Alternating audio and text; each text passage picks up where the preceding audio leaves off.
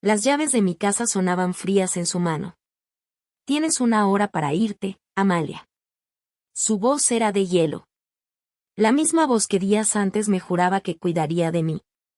Mi marido, el amor de mi vida, ni siquiera se había enfriado en su tumba. Y ella, la hija que nunca tuve, me echaba a la calle. Con lo opuesto. De la casa que construí con Arturo ladrillo a ladrillo. Un flash me golpeó. El recuerdo de un domingo, no hace mucho. Lorena riendo en mi cocina, llamándome, mamá. Si crees que una mujer que lo dio todo por su familia no merece acabar así, por favor, apóyame. Dale, me gusta, a este video para que mi historia se escuche. Suscríbete para que no te pierdas cómo lucho por lo que es mío. Y déjame un comentario diciéndome desde qué ciudad me envías tu fuerza. Vuestro apoyo es la única familia que me queda. Hay otoños que se quedan grabados en el alma, ¿sabe? El último que pasé con mi Arturo fue uno de esos. La luz entraba por los ventanales del salón de una forma distinta, más suave, como si quisiera acariciar los muebles que nos habían visto envejecer. Cada tarde, el sol teñía de oro viejo el retrato de nuestra boda, ese en el que Arturo y yo parecíamos dos niños asustados y felices. 40 años de vida cabían en esas paredes, en el leve desgaste del sofá donde nos sentábamos a leer y en las incontables marcas de altura de nuestro hijo Javier en el marco de la puerta de la cocina. Mi Arturo, a sus 68 años, todavía tenía esa energía que llenaba cualquier habitación. Era un hombre hecho a sí mismo, un empresario carismático que había levantado un pequeño imperio de la nada. Pero para mí, seguía siendo el muchacho que me robaba besos en el parque. Su mayor orgullo no eran sus negocios, sino su familia. Nuestro Javier, la luz de nuestros ojos, que a sus 35 años ya era un hombre cabal, bueno y trabajador. Y entonces llegó Lorena, su esposa. Si me pidieran describirla en aquel entonces, diría que fue un regalo del cielo. Era la hija que nunca tuve. Atenta, siempre con una palabra amable y una sonrisa dispuesta. Recordaba que flores me gustaban, se preocupaba si no había dormido bien y escuchaba las historias de Arturo sobre los viejos tiempos con un interés que parecía completamente genuino. Era imposible no quererla. Pero Lorena no era solo dulzura. Tenía una mente afilada. Poco a poco, empezó a involucrarse en la empresa familiar. Arturo, que era un hombre difícil de impresionar, veía en ella un talento natural para los negocios, una visión fresca que, según él, hacía falta. Esta chica vale oro, Amalia, me decía por las noches, con una admiración que yo compartía. Le confiamos todo, no porque nos lo pidiera, sino porque se lo ganó a pulso. Se convirtió en la mano derecha de Arturo y en el pilar de nuestro hijo Javier, que la adoraba con una devoción ciega. Éramos un círculo completo, un pequeño universo donde todo estaba en su sitio. Los domingos, la casa se llenaba con sus risas. Lorena ayudándome en la cocina, Javier y Arturo discutiendo de fútbol en el jardín. En esos momentos, yo miraba a mi familia y sentía una paz tan profunda, una certeza tan absoluta de felicidad, que me parecía imposible que algo pudiera romperla. Qué ingenua fui. No sabía que hasta los otoños más dorados solo son el preludio del invierno más crudo. Hay una serenidad especial en los atardeceres de otoño, cuando la luz se vuelve dorada y envuelve todo con una calidez suave, como un último abrazo antes del frío. Así era mi vida con Ricardo. Vivíamos en esa casa desde hacía 40 años, y cada rincón guardaba el eco de una vida entera. Las paredes no estaban decoradas con cuadros caros, sino con las fotografías de nuestro hijo Marcos, desde su primer diente hasta el día de su boda. El jardín, que Ricardo cuidaba con un esmero casi religioso, era nuestro pequeño paraíso. Él era así, un hombre de pasiones grandes, carismático y lleno de una energía que parecía inagotable, incluso a sus 68 años. Construyó un pequeño imperio de la nada, pero su mayor orgullo siempre fue nuestra familia. Nuestro mundo, el de Ricardo y el mío, giraba en torno a Marcos. Un buen hijo, un hombre trabajador y con un corazón enorme. Y entonces llegó Sofía, su esposa. Si me pidieran describirla en aquel entonces, diría que fue un regalo del cielo. Era la hija que nunca tuve. Atenta, siempre con una palabra amable y una sonrisa dispuesta. Recordaba que flores me gustaban, se preocupaba si no había dormido bien y escuchaba las historias de Ricardo sobre los viejos tiempos con un interés que parecía completamente genuino. Era imposible no quererla. Pero Sofía no era solo dulzura. Tenía una mente afilada. Poco a poco, empezó a involucrarse en la empresa familiar. Ricardo, que era un hombre difícil de impresionar, veía en ella un talento natural para los negocios, una visión fresca que, según él, hacía falta. Esta chica vale oro, Elena, me decía por las noches, con una admiración que yo compartía. Le confiamos todo, no porque nos lo pidiera, sino porque se lo ganó a pulso.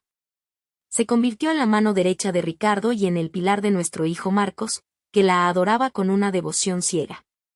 Éramos un círculo completo, un pequeño universo donde todo estaba en su sitio. Los domingos, la casa se llenaba con sus risas. Sofía ayudándome en la cocina, Marcos y Ricardo discutiendo de fútbol en el jardín. En esos momentos, yo miraba a mi familia y sentía una paz tan profunda, una certeza tan absoluta de felicidad, que me parecía imposible que algo pudiera romperla. Qué ingenua fui. No sabía que hasta los otoños más dorados solo son el preludio del invierno más crudo. El invierno llegó sin avisar, no en el calendario, sino en el consultorio de un médico con paredes demasiado blancas y un silencio que pesaba más que cualquier palabra. La frase enfermedad neurodegenerativa de avance rápido sonó lejana, como si la dijeran en otro idioma. Yo no la entendí o no quise entenderla. Solo miraba a mi Arturo, sentado a mi lado, y veía como sus manos, esas manos fuertes que habían construido nuestra casa y me habían sostenido por 40 años, temblaban ligeramente sobre sus rodillas. Él tampoco dijo nada. Creo que en ese momento, una parte de él se fue para siempre. Lo que vino después fue una caída lenta y cruel. La claridad de Arturo se desvanecía como el vapor en un espejo. Al principio eran cosas pequeñas, olvidar dónde había dejado las llaves, perder el hilo de una conversación. Luego, se volvieron abismos. Una tarde me llamó por el nombre de su madre. Otra vez se quedó mirando el jardín, nuestro jardín, con la expresión vacía de un turista en tierra extraña. La luz en sus ojos, esa chispa de ironía y cariño que yo tanto amaba, se iba apagando día a día. Ver al hombre de mi vida convertirse en un fantasma dentro de su propio cuerpo es el dolor más profundo que he conocido. Y en medio de esa oscuridad, Lorena brilló. Brilló con una fuerza y una competencia que nos dejó a todos sin aliento. Mientras Javier y yo estábamos paralizados por el dolor, ella se movió. Con una calma y una eficiencia admirables, tomó el control de todo. Organizaba las citas con los médicos, hablaba con las enfermeras, investigaba tratamientos y manejaba el nuevo y complicado régimen de medicamentos de Arturo. Era un torbellino de competencia y devoción. Recuerdo que un día me encontró en la cocina, llorando en silencio sobre una pila de papeles del banco que no entendía. Se acercó, me quitó los documentos de las manos con una suavidad infinita y me dijo, Amalia, por favor. Tú no te preocupes por estas cosas. Los papeles, los bancos, los pagos, todo eso es ruido. Tú concéntrate en él. Me tomó por los hombros y me miró a los ojos. Tu única tarea ahora es atesorar los últimos momentos con Arturo. Cada minuto, cada sonrisa que le quede. Es lo más importante. Déjame el resto a mí. Sus palabras fueron un bálsamo. Me sentí tan aliviada, tan agradecida. Claro que sí, ella tenía razón. ¿Qué importaban los números cuando se me escapaba el tiempo con mi marido? Veía a mi Javier mirar a su esposa con una gratitud que le rompía a uno el corazón. Para él, que estaba destrozado viendo a su padre desaparecer, Lorena era un pilar, un ancla en medio de la peor tormenta de su vida. Se apoyaba en ella para todo, confiando ciegamente en cada una de sus decisiones. Y yo también lo hice. Le entregué las riendas de nuestra vida, pensando que lo hacía por amor a Arturo, para poder dedicarme a él en cuerpo y alma. No me di cuenta de que, en realidad, le estaba dando las llaves de mi casa, de mi futuro y de mi soledad. La última tarde de Arturo fue extrañamente serena. El sol de otoño entraba por la ventana, pintando rayas doradas en la colcha, y el único sonido era el de su respiración, débil pero constante. Yo estaba sentada a su lado, sosteniendo su mano, que se sentía frágil como la de un pajarillo. Hacía exactamente lo que Lorena me había dicho, atesorar cada segundo. Repasaba en mi mente nuestros 40 años juntos, los buenos y los malos momentos, intentando grabar a fuego el tacto de su piel contra la mía. De repente, sus dedos se apretaron alrededor de los míos. Fue un apretón débil, casi imperceptible, pero me sobresaltó. Abrí los ojos y vi que él me miraba. Por un instante, solo un instante, la niebla de su enfermedad pareció disiparse. Había lucidez en su mirada, una urgencia que me heló la sangre. Abrió la boca y un susurro ronco, apenas audible, se escapó de sus labios. La pluma, dijo, y tuvo que tomar aire. No es mí. La frase se quedó ahí, flotando en el aire, incompleta. Su cabeza volvió a caer sobre la almohada y sus ojos se cerraron. Yo me incliné sobre él, pidiéndole que repitiera, que me explicara. Pero ya se había ido de nuevo a ese lugar lejano al que la enfermedad lo arrastraba. Me quedé un rato mirándolo, confundida. ¿La pluma? ¿Qué pluma? Pobre mi amor, pensé. Su mente ya viajaba por otros sitios, mezclando recuerdos y sueños. Le acaricié la frente y le dije que descansara, que todo estaba bien. Esa noche, Arturo falleció en silencio, mientras dormía.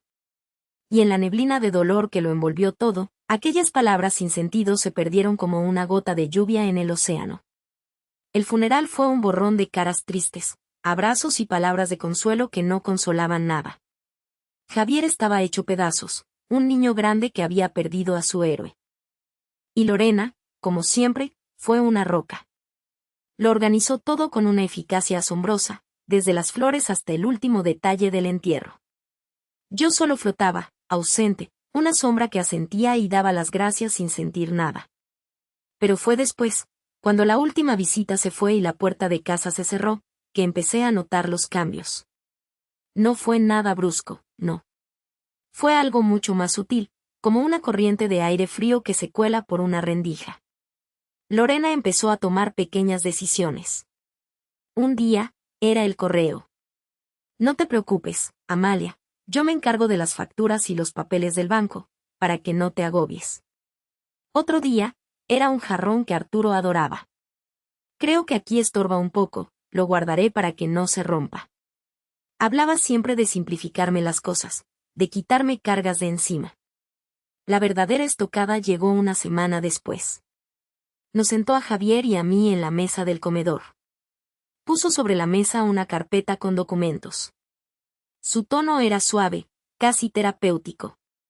Nos explicó que Arturo, siendo un hombre tan previsor y consciente de lo que venía, había dejado todo organizado para proteger el patrimonio. Dijo que habían hablado mucho en sus últimos meses. Entonces, soltó la bomba. Las cuentas bancarias que Arturo y yo habíamos compartido toda la vida, ahora requerían su firma para cualquier movimiento importante. Es solo una medida de protección, explicó con calma, mirándome con sus ojos compasivos. Arturo sabía que, con el dolor, una puede tomar decisiones impulsivas. Quería asegurarse de que estuvieras a salvo. Me lo pidió como un favor personal. Miré a mi hijo. Javier tenía los ojos rojos, pero miraba a su esposa con una gratitud infinita. Gracias, Lori, le dijo con la voz rota. Papá sabía que eras la única en la que podía confiar para esto. No sé qué haríamos sin ti. Y yo no dije nada. ¿Qué podía decir? ¿Que me sentía como una extraña en mi propia casa? ¿Que esa medida de protección me sonaba a una jaula? Javier me habría mirado con lástima, pensando que el dolor me nublaba el juicio. Lorena me habría sonreído con esa paciencia infinita que usaba conmigo últimamente. Me sentí de repente muy vieja, muy cansada. Así que me callé. Asentí, como la buena madre y suegra comprensiva que todos esperaban que fuera.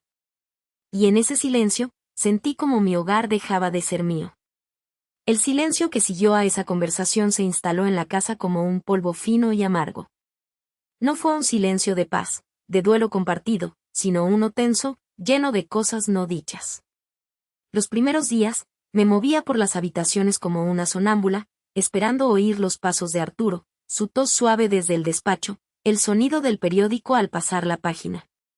Pero solo había el eco de mis propios pies y el murmullo eficiente de Lorena, que parecía haberse multiplicado. Ella no era ruidosa. Al contrario, su presencia era sigilosa, pero constante. Empezó con cosas pequeñas, casi imperceptibles. Un día, al bajar a la cocina, vi que la vieja cafetera italiana que Arturo y yo usábamos desde hacía 30 años había sido reemplazada por una máquina moderna, de esas de cápsulas. Es más práctica, Amalia, me dijo Lorena con una sonrisa cuando vio mi cara de sorpresa. Así no tienes que complicarte por la mañana. Yo no dije nada, pero sentí una punzada. Complicarme por la mañana con el olor del café de verdad era uno de los pocos placeres que me quedaban. Poco después, empezó a organizar. Esa era su palabra favorita. Un fin de semana, la encontré en el salón, moviendo los muebles. El sillón orejero de Arturo, el que tenía la forma de su cuerpo gastada en el cuero, lo había arrinconado en una esquina. Le da más luz a la estancia, ¿no crees?, comentó, mientras alisaba un cojín nuevo, de un color gris que no decía nada. Para mí, no era más luz, era más vacío. Cada cambio venía envuelto en el mismo papel de regalo, la preocupación por mi bienestar.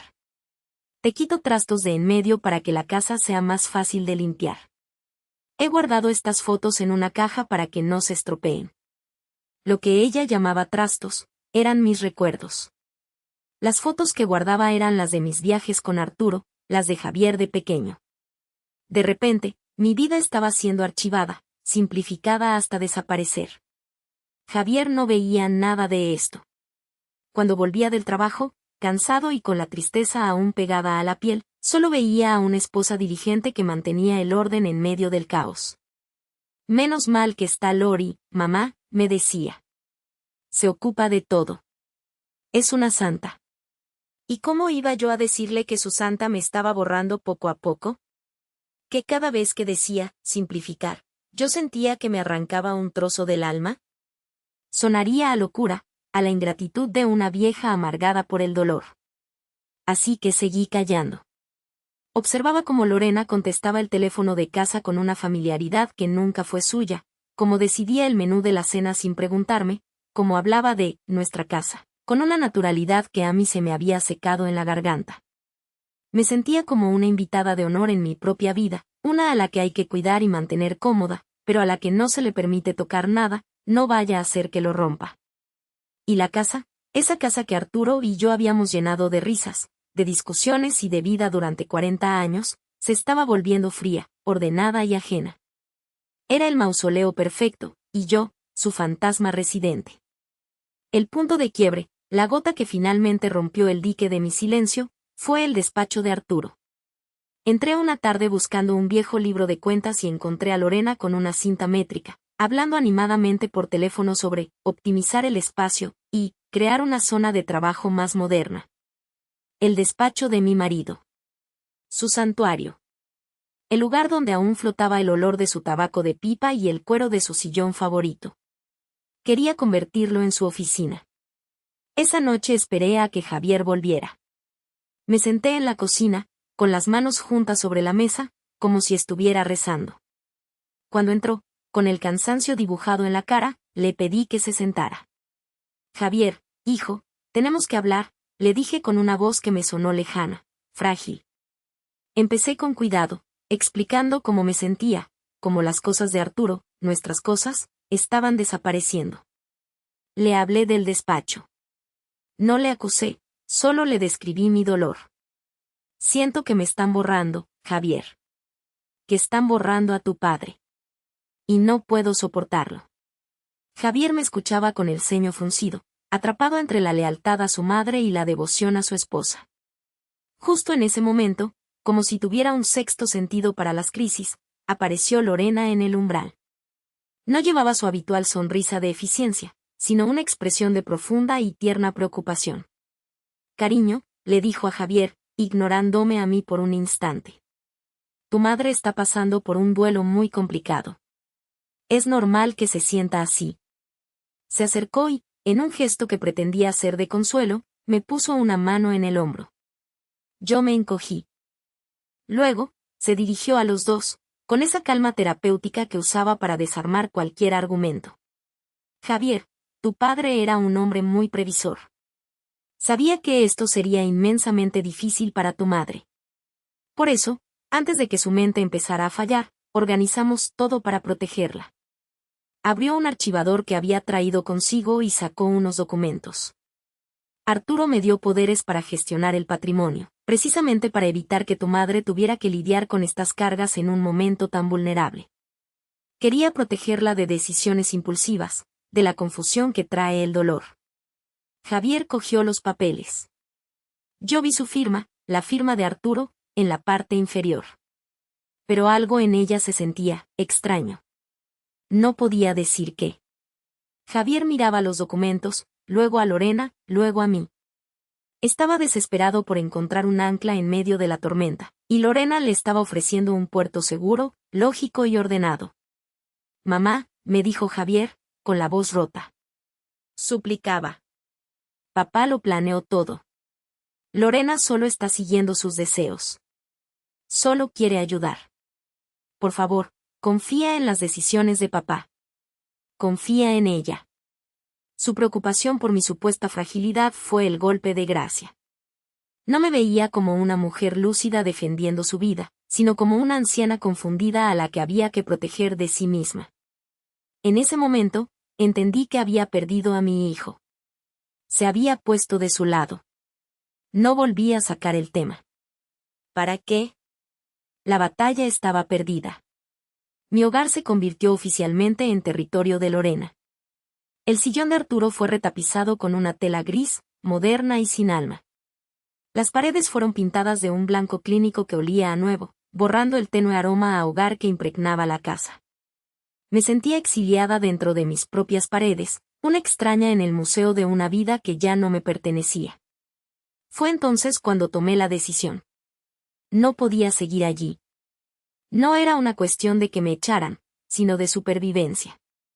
Quedarme significaba aceptar mi nuevo papel de fantasma, de reliquia a la que se le da cuerda por las mañanas. Un día, mientras Lorena estaba fuera cerrando algún acuerdo, para simplificar nuestras finanzas, empecé a empaquetar. No me llevé mucho. Algo de ropa, los álbumes de fotos que había logrado rescatar de sus cajas de archivo, y una pequeña caja de madera que Arturo siempre guardaba en su mesilla de noche. Contenía sus cosas más personales, su reloj de pulsera roto, un par de gemelos de su padre, cartas que yo le había escrito y algunos otros cachivaches sin valor para nadie más que para nosotros. Cuando Javier me vio con las cajas, sus ojos se llenaron de una tristeza culpable. Mamá, ¿qué haces? Me voy a un apartamento, hijo. Necesito mi espacio. Estaré bien, le dije, sin una pizca de reproche en la voz. La verdad es que ya no tenía fuerzas para reprochar nada. Me instalé en un pequeño piso alquilado al otro lado de la ciudad. Era limpio, impersonal y silencioso. La primera noche, me senté en el sofá desconocido, rodeada de cajas que contenían los restos de un naufragio. Mi naufragio. Había perdido a mi marido, mi casa y a mi hijo. Me sentía invisible, incomprendida y más sola de lo que jamás había estado en mi vida. Había tocado fondo. Las primeras noches en aquel apartamento fueron las peores. En mi casa, el silencio tenía una historia. Era el silencio de Arturo durmiendo a mi lado, el de las mañanas de domingo antes de que el mundo despertara. Pero aquí, el silencio era un vacío. Era el eco de mis propios pasos sobre un suelo que no conocía mis tristezas, el olor a pintura fresca que intentaba, sin éxito, tapar la ausencia de 40 años de vida. Pasaron los días. O quizás fueron semanas. El tiempo se había vuelto un borrón, una sucesión de amaneceres grises vistos desde una ventana que no era la mía. Había cumplido con mi exilio autoimpuesto. No me habían echado, no, Lorena había sido demasiado inteligente para eso.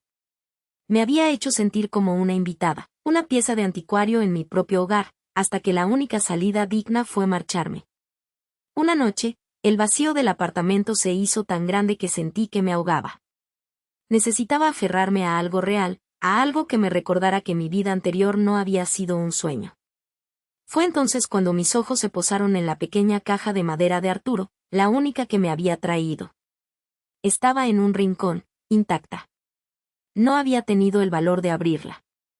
Era el último bastión de nuestro pasado, y temía que, al abrirlo, el último fantasma de Arturo se desvaneciera para siempre. Pero esa noche, la soledad pesaba más que el miedo. Me senté en el suelo, con la caja sobre mi regazo. La abrí con manos temblorosas. Allí estaba su reloj, con la correa de cuero gastada por el roce de su piel y las manecillas detenidas para siempre en las 3:15. Los gemelos de su padre, que solo usaba en las bodas. Las cartas que le escribí cuando éramos novios, con mi letra de muchacha llena de sueños. Cada objeto era una pequeña herida, un dulce pinchazo de nostalgia y dolor. Y entonces, al fondo de la caja, debajo de una vieja fotografía nuestra, vi algo que casi había olvidado. Un pequeño estuche de terciopelo azul oscuro, algo desgastado por el tiempo. Lo había visto cientos de veces en su mesilla de noche, pero nunca le di mayor importancia. Era solo una de las cosas de Arturo. Lo tomé, sintiendo la suavidad raída del terciopelo bajo mis dedos, y lo abrí. Dentro, sobre un lecho de satén color crema, descansaba una vieja pluma estilográfica. Era una pluma elegante, de plata y nácar, una reliquia que había pertenecido a su padre. Arturo nunca la usaba. Al sostenerla, el frío del metal me trajo un recuerdo con una claridad que me asustó, una imagen nítida que atravesó la niebla de mi pena. Fue como si una ventana se abriera de golpe en una habitación cerrada. Recordé a Arturo, hace años, sentado en su despacho, intentando firmar unos papeles de felicitación. De repente, soltó un bufido de frustración. «Esta porquería vuelve a manchar», exclamó, mostrándome su dedo índice manchado con una gota de tinta. La tinta no era negra ni azul marino. Era de un peculiar tono azul turquesa, un color tan particular, tan vivo, que era inconfundible. «La guardo por mi padre, nada más», me dijo mientras la limpiaba y la volvía a guardar en su estuche. «Pero te juro, Amalia, que nunca más pienso usarla». Me quedé allí, sentada en el suelo de aquel apartamento frío y anónimo, con la pluma en la mano. No sabía por qué ese recuerdo, entre tantos otros, me golpeaba con tanta fuerza esa noche. Era solo una pluma. Una pluma que él odiaba. Pero al sostenerla, algo dentro de mí, una pieza diminuta y olvidada en el desorden de mi pena, pareció moverse por primera vez. Con el pulso acelerado, como si la sangre volviera a correr por venas que creía secas, me levanté del suelo. Mi mente, que había sido un pantano de pena durante meses, de repente tenía un camino claro y firme. Fui a mi pequeño costurero y saqué la vieja lupa que usaba para enhebrar agujas. Luego, busqué las copias de los documentos que Lorena me había dado, aquellos que supuestamente Arturo había firmado para protegerme. Me senté a la mesa de la cocina, bajo la luz amarillenta de la única bombilla. Puse la lupa sobre la firma de mi marido, en el documento que le daba a Lorena el control de todo. Y allí estaba. Casi invisible al ojo desnudo, pero inconfundible bajo el cristal de aumento. Una mancha diminuta, una pequeña lágrima de tinta azul turquesa justo al lado del trazo final. La firma involuntaria de una falsificación. Lorena, en su prisa por asegurarse el botín, había cogido la primera pluma que encontró en el despacho de Arturo, ignorando la pequeña tara que mi marido siempre había maldecido. En ese momento, la pena no desapareció, pero se hizo a un lado para dejar paso a una furia fría y lúcida. No llamé a un abogado. Llamé a mi hijo. Le dije que era urgente, que debíamos vernos los tres esa misma noche en la casa. En la casa que había sido mía. Cuando llegué, ellos ya estaban en el salón que Lorena había redecorado con un gusto impersonal y moderno, borrando cada rastro de mis 40 años allí. Javier parecía preocupado por mí, Lorena, en cambio, me miraba con esa paciencia condescendiente que había perfeccionado, como si yo fuera una niña a punto de tener un berrinche. No grité. Los años te enseñan que el ruido más grande no siempre es el que más se oye. Me senté frente a ellos. Javier, hijo, dije, y mi voz sonó más firme de lo que esperaba. Quiero que mires algo. Puse sobre la mesa de cristal la copia del documento y la lupa. Lorena intentó intervenir, con su tono de terapeuta. Mamá, ya hemos hablado de esto, no te hagas más daño. La ignoré. Mi mirada estaba fija en mi hijo. Solo mira la firma, por favor. Javier, confundido, se inclinó y tomó la lupa. Observó la firma durante un largo rato. Vi la perplejidad en su rostro, pero aún no entendía. Fue entonces cuando saqué de mi bolso el estuche de terciopelo. Lo abrí y dejé la pluma junto al documento. Tu padre odiaba esa pluma, dije, con una calma que me sorprendió a mí misma. La odiaba porque siempre dejaba una manchita de tinta. Una tinta de un color muy particular. El silencio que cayó en la habitación fue absoluto. Javier levantó la vista de la pluma al papel, y del papel a la cara de su esposa. El color desapareció del rostro de Lorena. Su máscara de controlada amabilidad se vino abajo, no con un estallido, sino como un lento derrumbe. La vi tragar saliva, su mirada yendo de un lado a otro, buscando una salida que no existía. No hicieron falta más palabras. La confesión estaba en su silencio, en la derrota total que se reflejaba en sus ojos. Mi hijo, mi pobre y ciego Javier, lo comprendió todo en ese instante. Vi cómo el amor y la confianza que sentía por su mujer se hacían cenizas en su mirada. No hubo un escándalo público. Javier se encargó de todo con una eficiencia silenciosa y devastadora.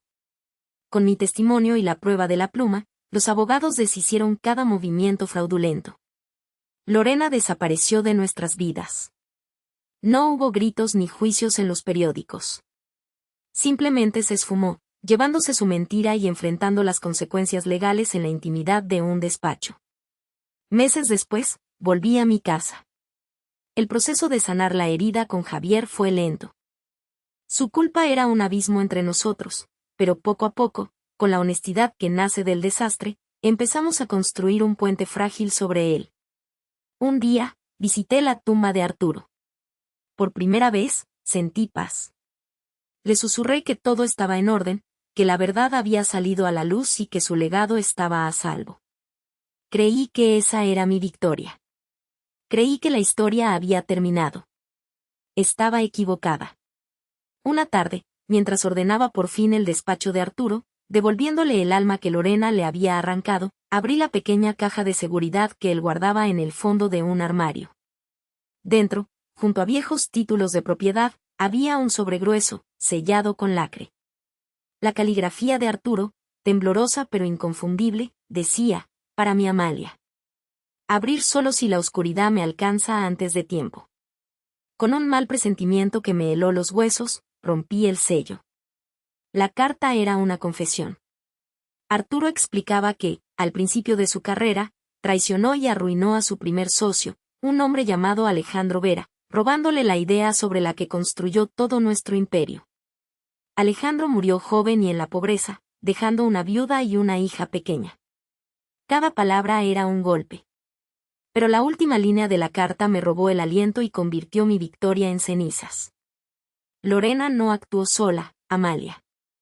El hombre que la ayudó a planearlo todo, el que sembró en ella la idea de la venganza, es mi propio hijo, Javier. Él descubrió la verdad sobre Alejandro Vera hace años y ha estado esperando el momento para desmantelar todo lo que construí sobre esa mentira. La traición no era de ella. Era de nuestro hijo. Me quedé mirando a la nada, con la carta temblando en mi mano. Comprendí que el monstruo que había desenmascarado era solo el instrumento, y que el verdadero arquitecto de mi dolor había estado durmiendo bajo mi propio techo todo este tiempo.